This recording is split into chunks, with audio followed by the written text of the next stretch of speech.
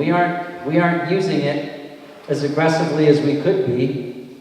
And so taking a fresh look at how we make sure everything we are already paying in our fees, our utility bill fees, to help make energy efficiency improvements, how we make sure it's actually being used to do so. So I don't yet know what all the detailed pieces of that need to look like or what all the opportunities are, but my charge is going to be to figure that out and make sure we're taking those steps. That's a perfect segue into our last prepared question. So finally, aside from legislation and regulations, how do you believe the governor can use the power and bully pulpit of the executive office to provide leadership and vision to meet the threats and the opportunities of climate change?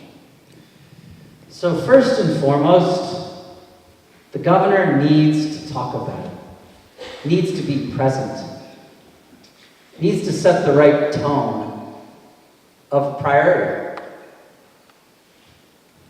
I will be a governor that shows up to a forum like this when invited. I will be a governor that expresses that this is an urgent issue for us, and we have to be a leader on it. I will be a governor who uses the bully pulpit to educate people about these issues, to put leadership in place in my administration who share the sense of urgency about dealing with this and have the experience and expertise to deliver on the type of ambitious agenda that we've been talking about tonight. I'll use the office of the governor to convene the right stakeholders to make sure we're leveraging all the assets that exist in our state. All the really smart people, our higher education institutions, our capital assets and financial assets, and all the others, to work collaboratively and collectively to figure out how we, as a Commonwealth, hold hands and commit together to make this a priority and make sure we move forward. To not only aggressively address the threat, but to take advantage of the opportunity it presents. There's a lot that the governor can do that's about more than just laws and policies. It's about setting the tone. It's about setting the priority. It's about bringing the right people together to deliver on it. And that's what I intend to do on this issue and many others. Thank you so much. We're going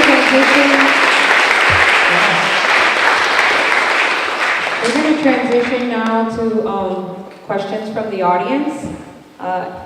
We're going to have folks just line up behind here.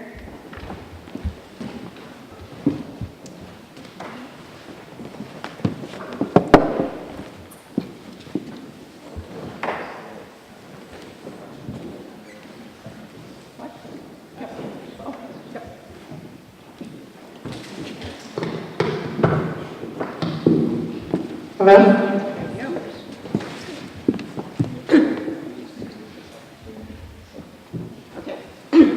Alice Alexander, I live a few blocks here in Franklin.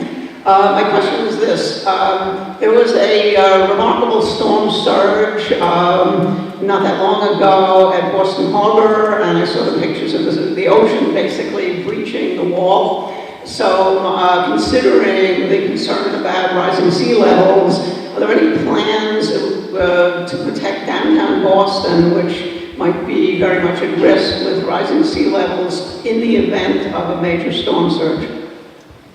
So, thank you for the question, Alice. And this is scary, right? I mean, we've all read the recent reports about the predictions of sea level rise, and we're seeing it happen now. Flooding over the course of this last year. We have to deal with it. I'm on the board of the Trust for Public Land, and I haven't been to a board meeting for a while. But the Trust for Public Land has a part of what it does is advise the city of Boston and metro mayor cities in the region on preparing for the impacts of climate change. They analyze, Trust for Public Land analyzes for them where the hot spots are, where the potential flooding is, and is working with them to develop solutions. I don't know where all that planning stands, but one of the problems is the city of Boston has been thinking about this and working on it with the Trust for Public Land and some of the other cities. We need the state to focus on this. Charlie Baker just started talking about a comprehensive statewide adaptation plan, I think just this past year. He's been there for 4 years now. So we need to get a statewide plan in place quickly, figure out where our vulnerabilities are, what our strategies and opportunities are for addressing them. And some of it, I'm guessing, is going to cost money. We're going to need to have real leadership and fortitude to say we're going to need to invest in this. Because this is, we can't pretend this isn't happening. So we need to act with a sense of urgency on this too, and I intend to do so.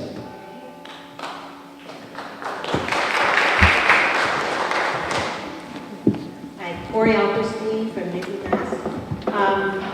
Many of us in this room worked tirelessly to affect what the legislature would pass this last year.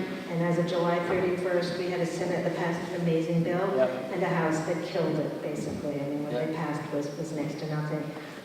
I'm thinking that a new governor can have some influence over what the legislature is about and what it does. We certainly voted out some people who were blocking that effort.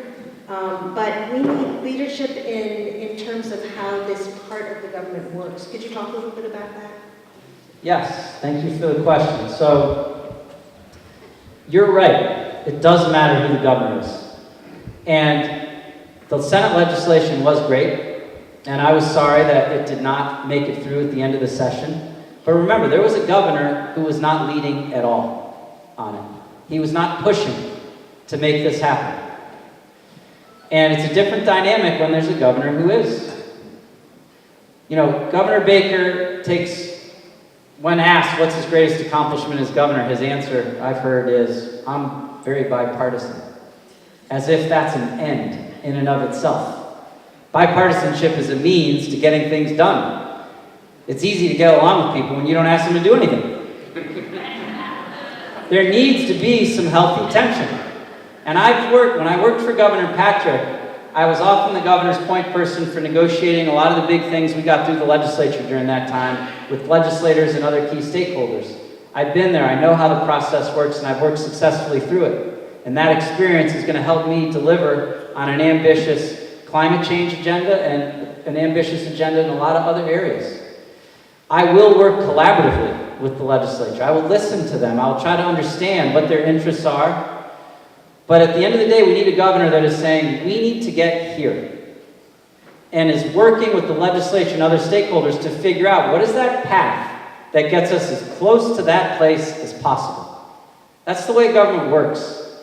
And it's good, it's healthy that government works that way. Right now, we have a governor that isn't doing this at all.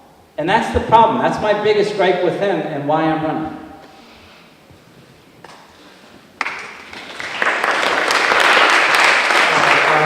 My name is Russ Donnelly. I came here from Framingham. My question is, I have a number of various suggestions, and other people have mentioned them as well. In terms of carbon tax, if a carbon tax is not high enough, there will not be a price signal for people to change their behavior. And other states, particularly Washington, have tried to come up with a revenue neutral option. They're now trying an option to sort of unite the left. What amount would you consider would move the needle in terms of a carbon tax in Massachusetts? So I have seen some projections of what some people think it's going to take. But let me say, for this to work, and for us to get the outcomes we need from it, you don't want Jay Gonzalez to go in a room by himself and come up with all the details and all the specific amounts. I'm not going to have the right answers by myself, and that's not how we get big things done in government. So what I would do is bring in all the right people. One of the people who's advised me on this issue is a guy named Jim Stock, who is the head of the economics department at Harvard and sat on President Obama's Council of Economic Advisors advising him on these issues. So I've had the benefit of a lot of thoughtful people. I've talked to the folks at Climate Exchange who work a lot on this issue, and some of the other organizations that are focused on this. But we need a transparent process with the right people at the table, sorting out what are the right levels, the right increments to make sure we've got the right economic incentive for people to start to wean themselves off of fossil fuels. And that is going to get us to where we need to be in a timely way. So I'm not as a candidate going to tell you, here's the 50-page detailed plan, because I don't think that's ultimately I'm not going to be the one who gets you the best 50-page detailed plan, and that's not the way we're going to be effective at getting it done. But the goals, I will be very clear about. And we'll have a transparent process so the right people have input, and we've got a thoughtful result, and we're communicating along the way, so we're getting buy-in. And when we propose it in the legislature, when it's working its way through the legislature, we're gonna have a shot at getting it done. But what my non-negotiable is going to be is we're going to get it done, and we're going to get it done in a way that's going to be effective. Hello. Hi. My name is Chris D'Agostino. I'm from Newton, Massachusetts. I'm relatively new to climate activism, and I spent quite a bit of time working on the bill that was the bill earlier this year that has to do with climate change legislation. And I was just stunned at the discrepancy between the Senate bill and the House bill. And I'm still trying to wrap my head around it. And I suppose, in your point of view, what is going on in the House? Now, I'm not asking you to vilify your fellow Democrats or anything, but I'm wondering what's happening that is preventing the House from moving forward, and how can me and my friends address that? Elect me governor.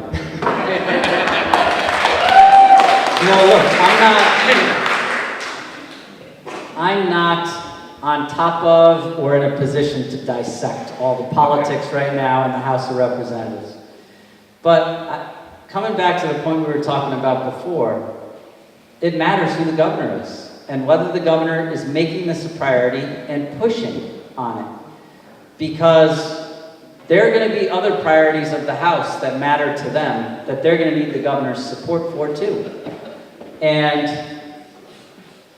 the governor needs to be educating members of the House, needs to be pushing, needs to be getting the help of activists all across this state, like you were doing, pushing the legislature to take action on this. But if there's a governor who's leading that cause, it makes a big difference.